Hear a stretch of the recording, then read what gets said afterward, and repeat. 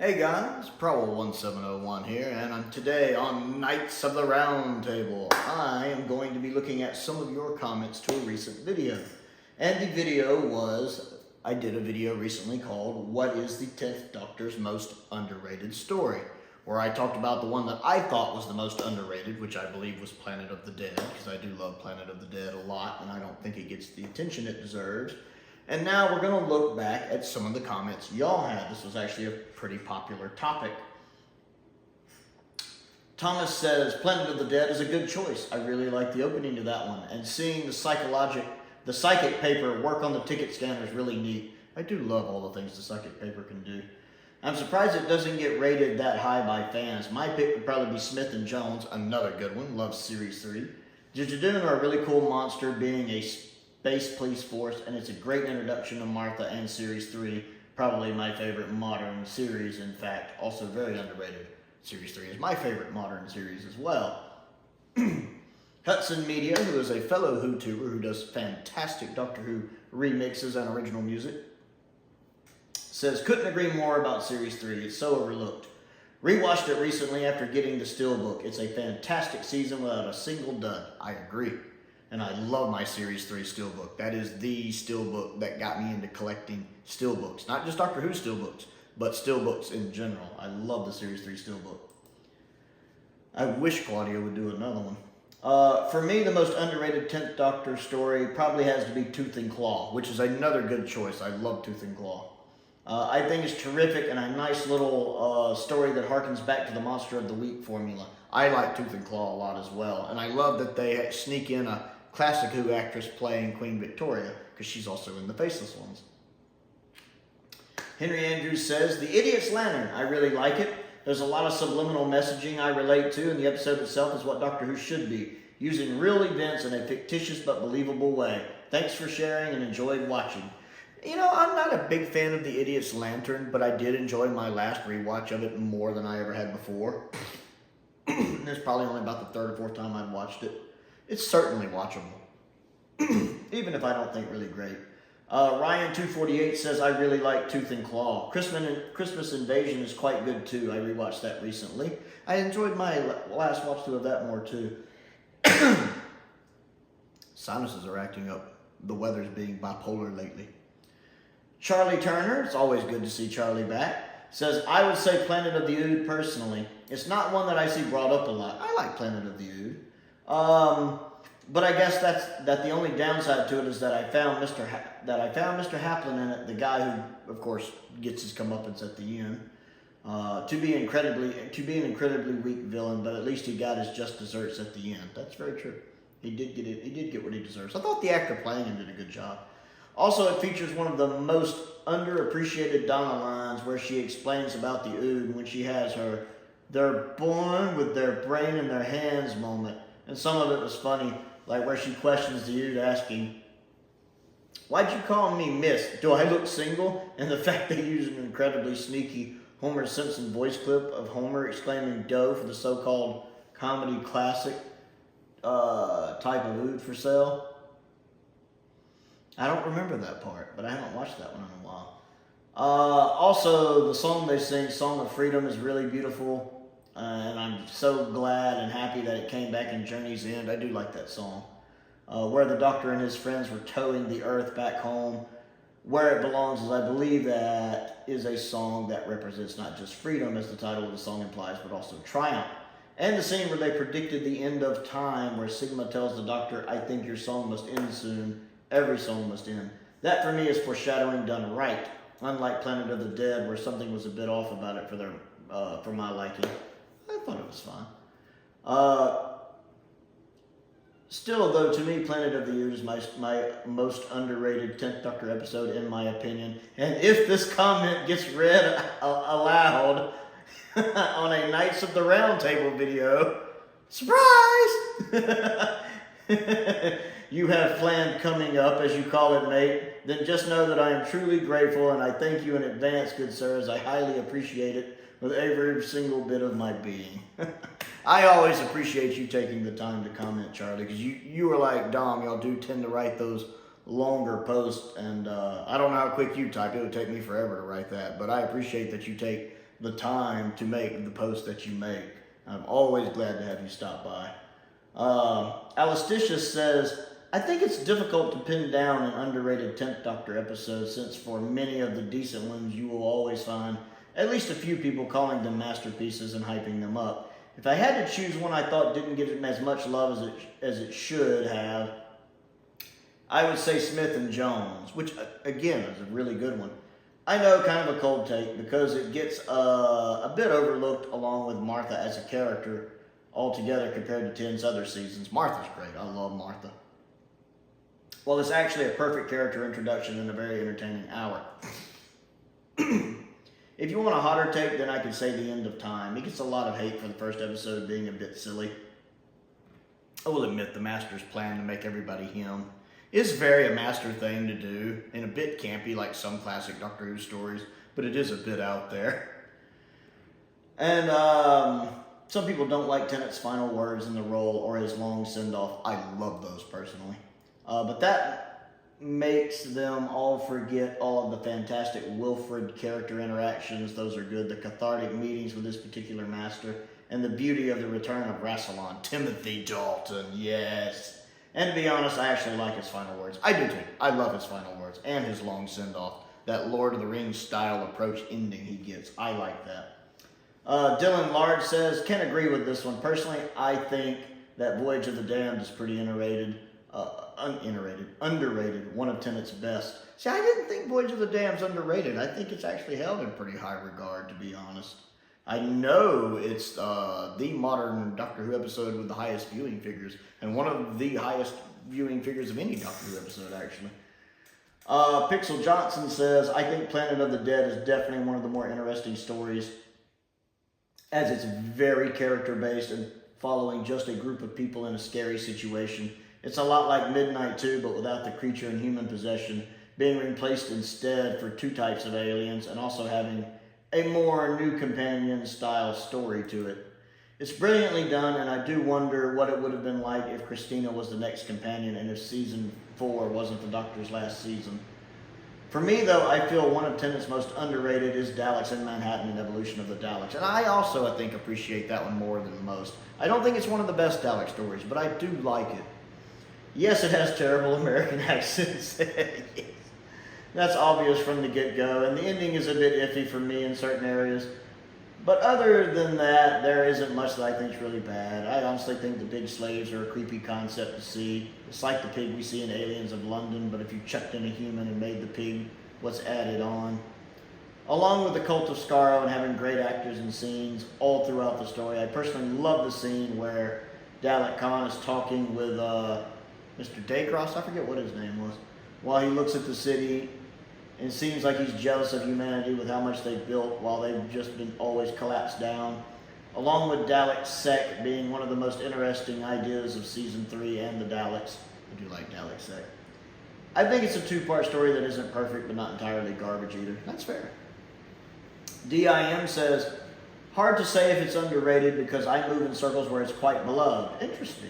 But I'd still say Gridlock is an underrated story. I also think Gridlock's an underrated story. I love Gridlock.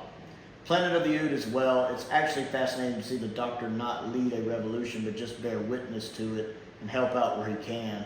End of Time gets a lot of hate, but is really fun as well. And I do think Gridlock is very underrated. It's another one. I love Series 3. It's another one that doesn't get the love it should. Phantom Sidious says, the next Doctor for me. Great performances, and David Morrissey does a great job as the Doctor. Wish he was at some point. The Cyber King puts everyone off. Yeah, that part's not great, but still a good Christmas special. I like the next Doctor as well. I really like Morrissey when he thinks he's the Doctor. Once he realizes he's not, he becomes less interesting as a character. Morrissey's still great acting the role, but as a character, he's not as interesting. But I love him when he thinks he's the Doctor. The woman playing the female villain in it is really good too. I really liked her. Yeah, it's a little over the top with the Cyber King at the end. I think that's really the only thing pulling it down. That is a bit much. Bananas Are Good, still one of my favorite internet screen names. Says, tough one. It's been so long since I've properly rewatched the 10th Doctor's era. Maybe Tooth and Claw, Love and Monsters? I can agree with Tooth and Claw, not Love and Monsters. I find that one unwatchable except for the ELO. I don't know how to pronounce this name. It's just like 2 L's or 2 I's or 2 lines. He's on the channel a lot, though. I like him. I just don't know how you would say that. He says, for me, it's the Shakespearean Code. Another great underrated Series 3 story. Such a witty script, and Martha coming into her own is so much fun suddenly. Show is literally stolen though by Christina Cole as Lilith and Dean Lennox Kelly as Shakespeare. Just joyful. I really do like the guy playing Shakespeare. He's good in this. I love that bit when he tells the doctor about you who looks so young but has eyes so old. I love that. Such a good story. And plus I love the opening to that when the dude just pretty much gets eaten. I like that in Doctor Who. People meet grisly ends. It's realistic in that sense at least. Not everybody gets their happy ending. I like that. Lance, one of my regulars on here, Lance, who has actually also sent me some of my stuff I've got. He sent me a couple DVDs actually. Lance says, Planet of the Dead is okay for me, but not great. I really didn't care for the specials until Tennant's final. My choice would be Daleks in Manhattan and Evolutions of the Daleks. I get that title confused with the Muppets Take Manhattan. I love the story and the time period it took place. I do like the fact it's kind of set during the Great Depression. That's pretty cool. I loved how it's a regular story with the Daleks rather than a grand scale series finale. I do appreciate that. Andrew Garfield is in it, so that's a plus too. I remember going on vacation with my folks in Michigan and watching it when it first aired on the Sci-Fi Channel in 2007. Oh, that seems so long ago now, doesn't it? Oh, I'm getting old.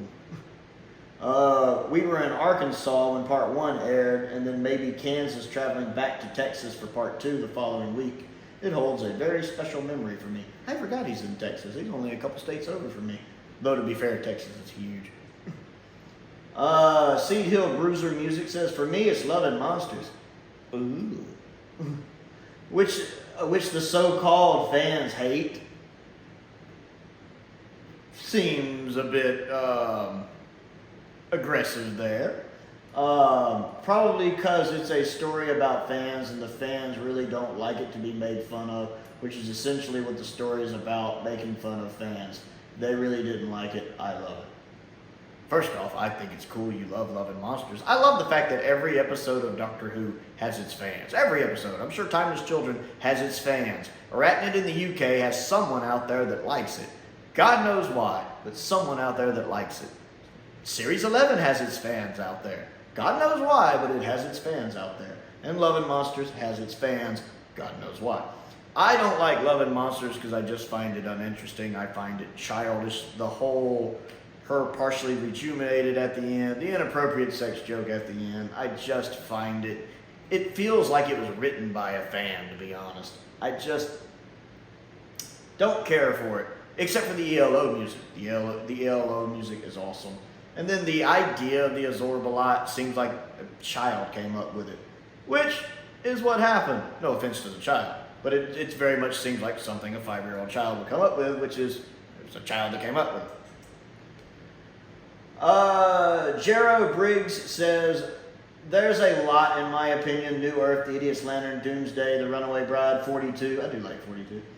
The Doctor's Doctor, I think he meant The Doctor's Daughter, and Planet of the Dead. I think the top 3 underrated episodes would be Doomsday, 42, and Planet of the Dead. I think 42 is the weakest of Series 3 while still being good. I don't think Series 3 has any bad stories. Shamrock Particle says, Series 3 is my favorite, even with its duds. It doesn't have any.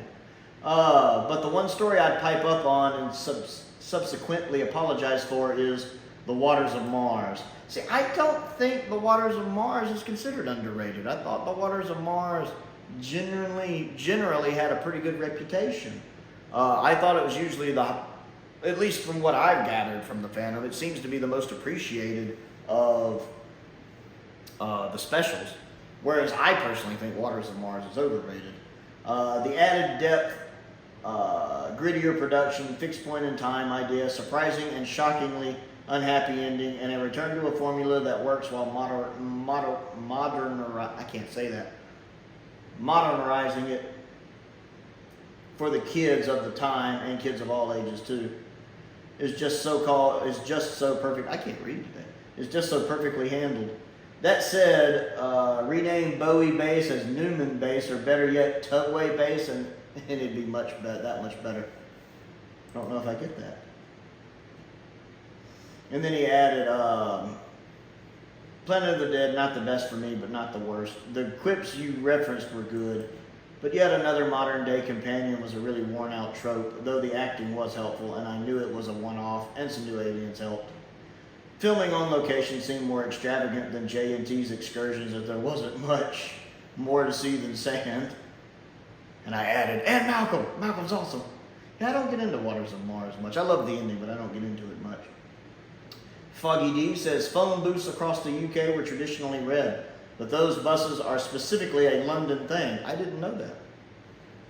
They've never been red in my neck of the woods. For this question, though, I'll do something very un-British and plead the fifth. All of Tennant's weaker adventures, Idiot's Lantern, Fear Her, Lazarus Experiment, etc., are rightfully not thought of highly so. So I don't think he has any underrated stories.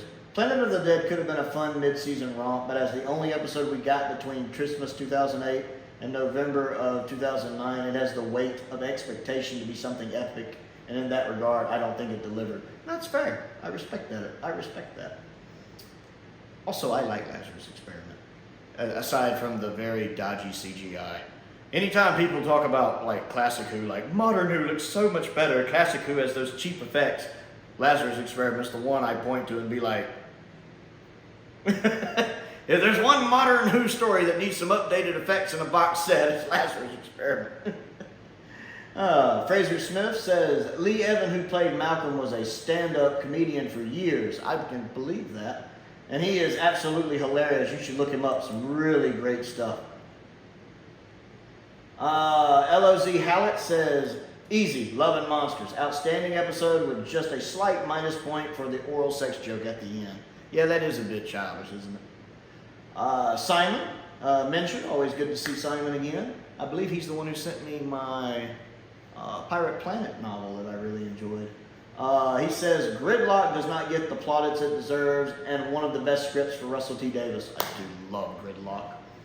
Brilliant ending speech from Tim, and I like how Martha and the Doctor get split up. Makes up for the very poor New Earth. I like Gridlock a lot. I could do a whole video talking about all the great things about Gridlock and why it's so underrated and so awesome.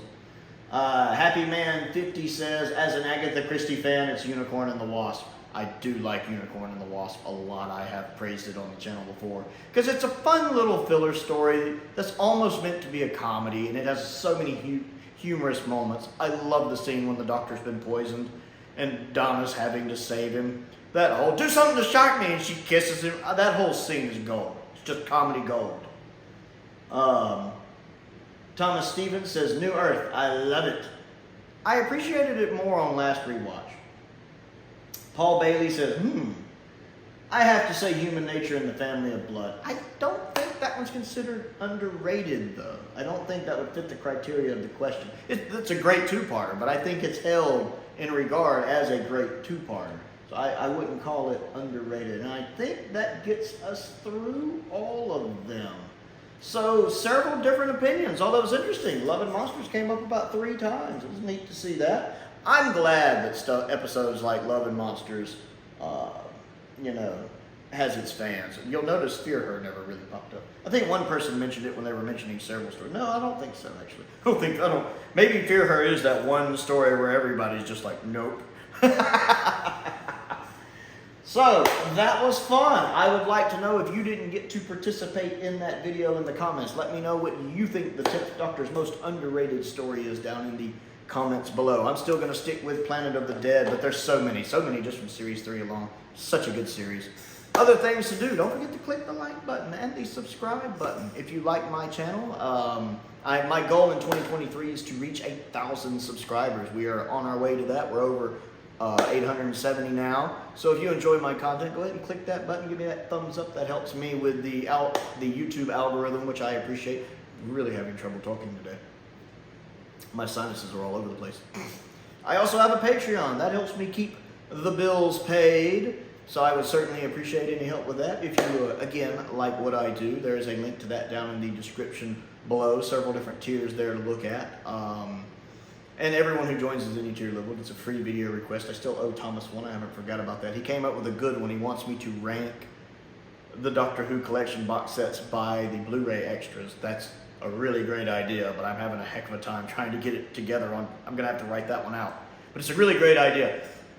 I also want to give a shout out to some of my top tier patrons, Stephen Crane, Dr. Finn Perkins, and Colin Coney. I appreciate their support as I do the support of all of my patrons. I also have a P.O. box that's down there in the description if there's anything you would like to send me to look at and review, and a link to my Amazon wish list is down there as well. I update that regularly.